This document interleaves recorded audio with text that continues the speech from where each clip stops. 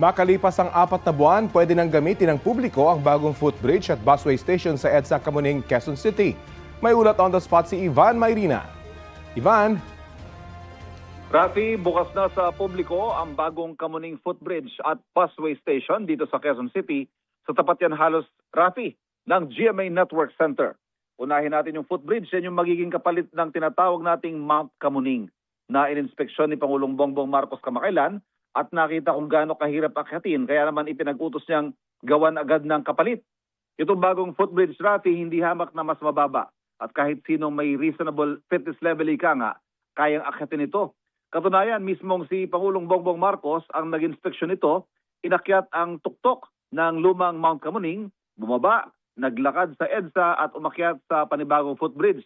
At pag bumalaki niya, mas maayos sa rawang lakaran ngayon. At para naman sa mga hindi kaya, meron ding elevator ito at may wheelchair lift din na sadyang isinama sa disenyo ng footbridge para maging inclusive.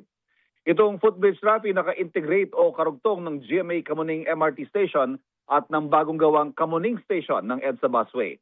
Pagmamalaki ng Transportation Department, 4 na buwan lamang itong ginawa sa utos ng Pangulo na madaliin para kahit pa paano ay makapagbigay ginhawa sa mga commuter. Ayon sa DOTR, nasa 750,000 commuters kada araw ang gumagamit ng pinagsamang MRT at EDSA Busway. Ayon sa Pangulo, itong mga maliliit na conveniences na ito na madali namang gawin ang siyang bibigyang prioridad para mapaganda nga ang commuter experience na eminado naman siya ay talaga mahirap para sa maraming Pilipino. Ang ating mga nakausap, natutuwa siyempre at malaking ginhawa raw ang idudulot nito sa kanilang pagko-commute. Balik sa iyo, Rafi. Maraming salamat, Ivan Mayrina.